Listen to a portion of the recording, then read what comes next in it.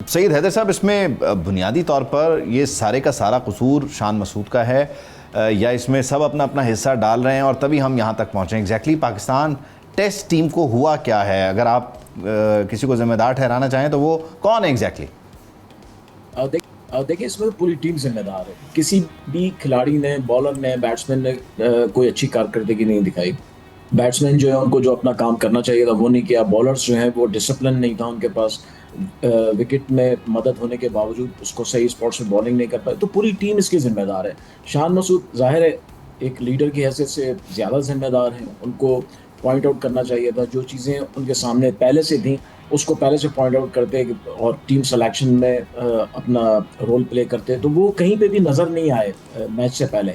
और जब मैच से पहले आप नज़र नहीं आते हैं तो मैच के दौरान तो फिर आपकी हैसियत कुछ और ही रह जाती है। अब आप देखें, शांतो जो उनके कप्तान थे बांग्लादेश के, वो बड़े एग्रेसिव थे और बड़े कॉन्फिडेंट थे। वो डीआरएस रिव्यू लेने जब जाते थे तो अपने आप फैसले करते थे। शान मसूद प्लेयर से पूछते थे, बताओ क्या करूं, बताओ क्या करूं। जब एक कप्तान जो है खुद अपनी टीम के लड़कों से पूछेगा मुझे क्या करना चाहिए, हर वक्त आप मशवरा करें, लेकिन आपके पास एक कायदाना सलाहियत होनी चाहिए। आपको फैसले करने की आपके अंदर ताकत होनी चाहिए।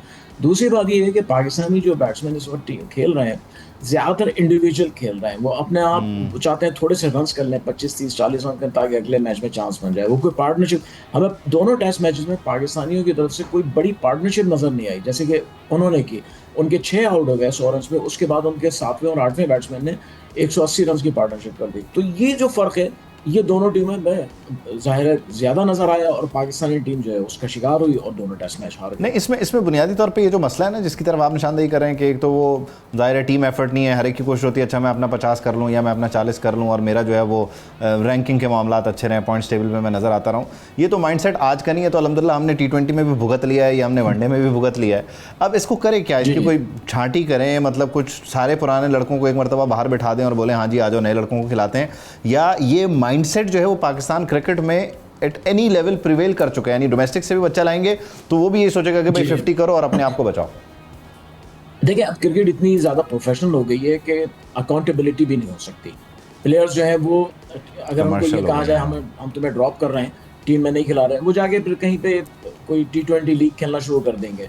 असल बात ये है कि आप एज ए पर्सन जो है आप कितने जिम्मेदारी लेते हैं। और दूसरी बात ये है कि हमारे यहाँ पसंद नापसंद का बड़ा मसला है। एक कोच या एक मैनेजमेंट जो होती है वो अगर टीम के बजाय अपनी पसंद नापसंद पे फैसले करने लगे कि इसको लाना है, इसको नहीं लाना है, तो उससे फिर टीम का कॉम्बिनेशन कभी भी नहीं बन पाता है। असल बात ये नहीं है कि आप 2 टेस्ट हार गए हैं, असल बात ये है कि आप पिछले 2-3 साल से मुसलसल खराब जा रहे हैं और उसकी वजह यह है कि आपने अपना कॉम्बिनेशन ही नहीं बनाया। कॉम्बिनेशन जब बनता है जल्दी आगे जाकर जो है उसके रिजल्ट सही होते हैं। इस वक्त अगर हम ये सोचें कि इसको ड्रॉप कर दो, उसको निकाल दो, इसको हटा दो, अच्छा, इसमें इसको अगर हम इस तरह देखें, जैसे हमने कहा कि शान, आपने एक मिसाल दी कि वो अगर रिव्यू भी लेने जाता है तो वो 4 लोगों से मशवरा करता है। ज़ाहिर है ये अपना अपना मिजाज होता है, लेकिन फिर यहीं से एक सवाल ये उठता है कि शान जब अपनी टीम को सेलेक्ट करता होगा तो ज़ाहिर है उसमें भी बहुत ज़्यादा लोग मतलब इनपुट देते होंगे और अगर वो सबको सुनने वाले हैं और if he is a pleaser तो वो फिर ज़ाहिर है वहाँ पर भी डिक्टेशन ले लेते होंगे और तभी आपको ये नतीजा मिल रहा है कि आप खेल ही नहीं पा रहे, परफॉर्म ही नहीं कर पा रहे। जी बिल्कुल ऐसे ही है। देखिए, जब टीम सिलेक्शन होती है उसमें शान का या प्लेयर्स का ज़्यादा रोल नहीं होता है, बल्कि उसमें पीछे से जो है कोच मैनेजमेंट वो ज़्यादा इंस्ट्रक्शंस देते हैं। लेकिन कप्तान के पास अपने एक दो कोई ऑप्शंस तो होते हैं ना, बोलते हैं यार चलो ये नहीं तो मैं ये कर लूंगा। शाहीन अफरीदी कर चुके हैं ये। और बदकिस्मती से हमारी नेशनल टीम के ऊपर 1-2 फ्रेंचाइज का कब्जा है। ये PSL, देखिए अगर आप पीछे से एग्जामिन करना शुरू करेंगे तो जब से PSL शुरू हुई है, जब से पाकिस्तान टीम बिल्कुल ख़राब होना शुरू हो गई है आहिस्ता आहिस्ता। पहले 2-3 साल इतनी नहीं थी, आहिस्ता आहिस्ता आप देखें बिल्कुल उसकी हालत ये हो गई कि अब अमेरिका जैसी टीम से हार जाते हैं, बांग्लादेश से आप पूरी सीरीज हार जाते हैं, उसके अलावा आप नेपाल के खिलाफ स्ट्रगल कर रहे होते हैं, आप UAE के खिलाफ स्ट्रगल कर, जिनका कोई रैंकिंग नहीं है। उसकी वजह क्या है?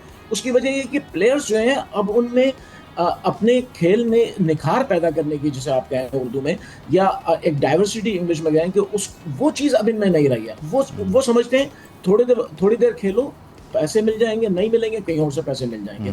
जब आपकी सोच ये हो जाती है तो फिर क्रिकेट खत्म हो जाती है। दूसरी बात ये है कि ये चैलेंज है ना डेफिनेटली। अच्छा, इस बीच मुझे सैयद हैदर साहब एक साहब ने भी ज्वाइन किया, उन्हें भी शामिल गुफ्तगू करते हैं। मिर्ज़ा साहब, thank you for your time. ये जो पाकिस्तान की टेस्ट क्रिकेट का रोना है, ये तो जाहिर है आज का नहीं है, अचानक से हम 2 टेस्ट नहीं हारे, ये तो एक कंटिन्यूएशन है जिसको मतलब आप कह लें गलत फैसला साजी और फिर गलत पिक एंड चूज़। एग्जैक्टली किस को मोरद इल्ज़ाम ठहराएं इकबाल भाई? मसला ये है कि पाकिस्तान में एक तो सबसे मेन फैक्टर ये है कि हमारे जो टॉप स्टार्स हैं वो डोमेस्टिक क्रिकेट नहीं खेलते और उनकी तवज्जो शॉर्टर वर्जन ऑफ क्रिकेट पर मरकूज होती है। और जब 4 रोज़ा या 5 रोज़ा टेस्ट मैच आता है तो फिर वो एक्सपोज हो जाते हैं, क्योंकि 4 बॉलर ओवर्स करते हैं T20 में 4 ओवर्स के स्पेल, और टेस्ट क्रिकेट में लंबे स्पेल करना पड़ते हैं। बैट्समैन भी आड़े तिरछे स्ट्रोक्स खेलते हैं T20 में, और टेस्ट क्रिकेट जो असल उसमें जो 150 बरस से खेली जा रही है, जब वहाँ जाते हैं टेस्ट क्रिकेट में तो एक्सपोज हो जाते हैं। बुनियादी वजह यह है कि हमारे क्रिकेटर्स पर लाजिम किया जाए कि वो पाकिस्तान में जो डोमेस्टिक क्रिकेट होती है, फर्स्ट क्लास क्रिकेट, उसमें हिस्सा लें। जब वो खेलेंगे तो यंगस्टर्स के लिए भी मोटिवेशन होगी और खुद उनको भी प्रैक्टिस होगी। दूसरे, कोई सिलेक्शन कमेटी का सरबराह नहीं है, किसकी अकाउंटेबिलिटी हो? आकिब जावेद साहब सारे शॉट्स खेल लें और वो गैर एलानिया चीफ सिलेक्टर है, और कंसिस्टेंसी नहीं है। कभी अब्दुल रज़ाक सेलेक्टर होते हैं, कभी मोहम्मद यूसुफ, कभी वहाब रियाज, कभी अजहर अली, कभी अलीम डार, बेशुमार सिलेक्टर्स आते हैं और चले जाते हैं। फिर उनका माइंडसेट क्या होता है? एक जो सिलेक्टर, अब मिसबाह उल हक आ गए हैं सिलेक्टर, सरफराज भी सिलेक्टर कम हेड कोच हैं। तो एक तो सिलेक्शन कमेटी की अकाउंटेबिलिटी होनी चाहिए। दुनिया भर में चीफ सिलेक्टर होता है, जो भी सिलेक्शन कमेटी होती है उसका चीफ सिलेक्टर होता है। भारत की एग्जांपल ले लें कि किस तरीके से अजीत अगरकर टीम का अनाउंसमेंट करते हैं, जॉर्ज बेली ऑस्ट्रेलिया के, बेशुमार लोग हैं। तो हमारे यहाँ कई ऐसे फैक्टर्स हैं कि जिसकी वजह से हमारा तजुली की तरफ गामजन है। और जब से उबैद ये T20 क्रिकेट आई है कि जिसमें पैसा ही पैसा आ गया, तो लड़कों की तवज्जो जो है वो बजाय टेस्ट क्रिकेट के T20 क्रिकेट की जानिब होकर रह गई है, जिससे पाकिस्तान क्रिकेट को बेपनाह नुकसान। अच्छा, इसमें इकबाल भाई बुनियादी तौर पे शान मसूद की भी कमज़ोरी है, यानी एज कप्तान वो सिलेक्शन कमेटी से वो चीज़ें नहीं ले सक रहे, या अगर उनको अच्छा पूल मिल रहा है तो वो उसको एग्जीक्यूट अच्छा नहीं कर पा रहे, तो शान की परफॉर्मेंस को ओवरऑल एज कैप्टन आप कैसे देखते हैं? क्योंकि खबरें ये हैं कि शायद वो शदीद तनकीद की जद में आते हुए इस वक्त इस्तीफे का ही सोच रहे हैं, उनसे ले लिया जाएगा। हाँ बिल्कुल, आप सही कह रहे हैं, उन पर तनकीद बहुत ज्यादा हो रही, क्योंकि शान मसूद की कप्तानी में पाकिस्तान 16 में से 12 टेस्ट मैच आ रहा है, सिर्फ 4 टेस्ट मैच जीता है। लेकिन आप इस टेस्ट मैच को देखें, सिलेट टेस्ट में मुझे लगता है हर शख्स को कप्तानी का कोई रोशनी नजर आ रही है। आप देखें सीनियर क्रिकेटर्स ने उनके साथ कोई ताउन नहीं किया कि जब वो लेते थे रिव्यू, उस वक्त कोई रिजवान यूं हाथ उठाते थे, क्योंकि रिजवान भी इस दौर में शामिल है, बाबर आजम भी इस दौर में शामिल है, सलमान अली आगा भी इस दौर में शामिल है, और शाहीन शाह अफरीदी बाहर बैठे हुए थे। तो मुझे लग रहा है कि शान मसूद को शायद ये, क्योंकि प्रेशर बहुत ज्यादा है, हालांकि उन्होंने पहली इनिंग्स दूसरी इनिंग्स में 71 रन बनाए, लेकिन चूंकि बहुत ज्यादा तनकीद हो रही है, क्या उनको तब्दील करेंगे? और अगर उनको तब्दील करते हैं तो फिर उबैद मुझे बताइए कौन कप्तान बनेगा पाकिस्तान का? बाबर आजम को आजमा चुके हैं, इसी क्रिकेट बोर्ड के टेन्योर में उन्हें कप्तानी से हटाया गया, रिजवान को इसी बोर्ड के दौर में कप्तान बनाया गया, हटाया गया, आगा सलमान T20 के कप्तान है, उनको अब तक नहीं हटाया गया। तो समझ में नहीं आता, अगर ये लोग, अगर सपोज शान मसूद जाता भी है तो क्या सऊद शकील बनेंगे जो खुद फॉर्म के लिए स्ट्रगल कर रहे हैं? तो कौन ऐसा है? ऐसा तो बज़ाहिर कोई नजर नहीं आ रहा जो पाकिस्तान की क़यादत करे। अगर आउट ऑफ द बॉक्स आप किसी को ले आए तो अलग बात। तो अगेन एक तजर्बा होगा। लास्टली इकबाल भाई आपसे चाहता हूँ कि जो रिजवान वाला मामला हुआ जिस पर वो एक्टिंग, जाहिर है क्योंकि रिजवान खुद कहते हैं कि समटाइम्स एक्टिंग समटाइम क्रैम्प्स, तो वो बांग्लादेश की टीम भी उन्हें तनकीद बना रही है। तो हमारे ना सिर्फ परफॉर्मेंस वाले मसाइल हैं, बल्कि हम जो ये हमारी ट्रेनिंग नहीं है कि किस तरह से कहाँ क्या स्टेटमेंट देना, उसकी भी वजह से हम ज़ेरे अताब हैं माशाल्लाह। ये बिल्कुल आप सही कह रहे हैं कि हमारे लड़कों को किस बात का आइडिया ही नहीं है कि किस मौके पर क्या बात करनी चाहिए, और जिस तरीके से इंटरनेशनल मीडिया को कैसे फेस करना चाहिए। और फिर रिजवान की आपको पता है उनके हवाले से एक AI वीडियो भी आ गई कि जनाब वो वहाँ तबलीग में चले गए थे, जबकि ऐसी कोई बात नहीं थी। और भी बहुत सारी चीजें हैं, लेकिन फिर आप जब वर्ल्ड कप हो रहा था वहाँ बीच मैदान में नमाज पढ़ना शुरू हो गए, आप वहाँ जाके ड्रेसिंग रूम में पढ़े।